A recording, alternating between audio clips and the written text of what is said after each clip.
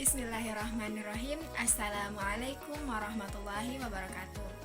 Perkenalkan, nama saya Siti Nurwahida dengan NIM J1A1 20228 dari kelas D Fakultas Kesehatan Masyarakat Universitas Haluoleo Kendari.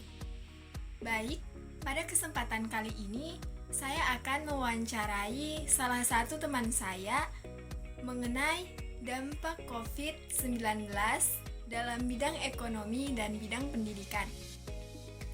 Semoga video ini dapat bermanfaat bagi kita semua. Selamat menyaksikan.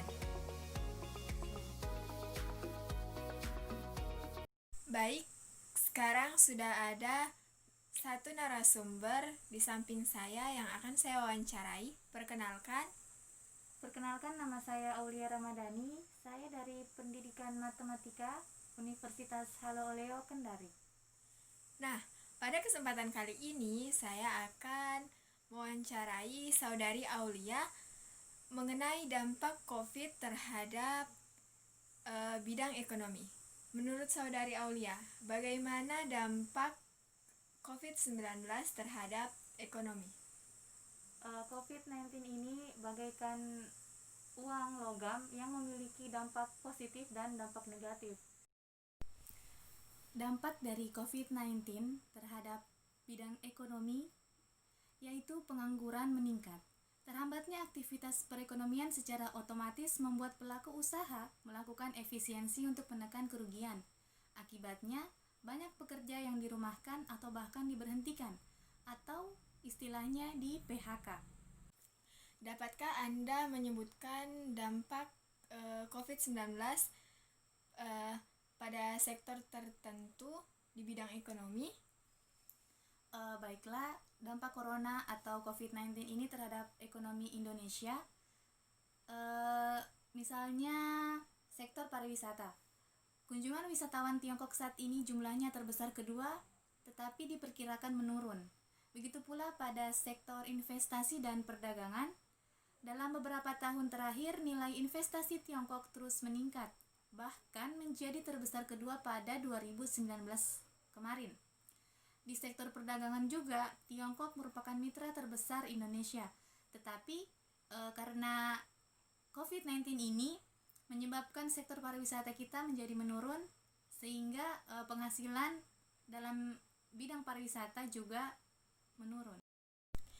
Nah, sekarang bagaimana menurut Saudari Aulia dampak COVID-19 terhadap bidang pendidikan? Saya dampak COVID-19 di bidang pendidikan ini tidak hanya memiliki dampak negatif yang meresahkan, tetapi juga memiliki dampak positif yang dapat memotivasi kita untuk terus belajar agar dapat meraih tujuan pendidikan Indonesia yang lebih maju ke depannya. Dampak negatifnya yaitu kurangnya gawai dan kuota internet bahkan jaringan yang kurang mendukung pada saat proses pembelajaran online berlangsung. Kemudian COVID-19 ini berdampak di bidang pendidikan dengan adanya keputusan pemerintah yang mendadak meliburkan atau bahkan memindahkan proses pembelajaran yang biasanya kita lakukan di sekolah atau di madrasah atau di lembaga perguruan tinggi, itu menjadi pembelajaran jarak jauh atau belajar di rumah. Bagaimana harapan Anda ke depannya terkait dampak COVID-19 pada bidang ekonomi dan pendidikan ini? Besar harapan saya agar COVID-19 ini dapat segera berakhir sehingga kita dapat melakukan aktivitas seperti biasanya. Misalnya, proses pembelajaran yang kita lakukan saat ini secara daring dapat kita lakukan dengan bertatap muka, baik itu di sekolah atau di lembaga perguruan tinggi. Kemudian pada bidang ekonomi, semoga para pekerja yang di PHK atau yang diberhentikan dari pekerjaannya dapat segera mendapat pekerjaan yang layak dan dapat bekerja seperti biasanya sebelum adanya COVID-19 ini. Demikian hasil wawancara yang telah saya lakukan bersama narasumber. Kurang dan lebihnya mohon dimaafkan. Wabillahi taufiq wal hidayah. Wassalamualaikum warahmatullahi wabarakatuh.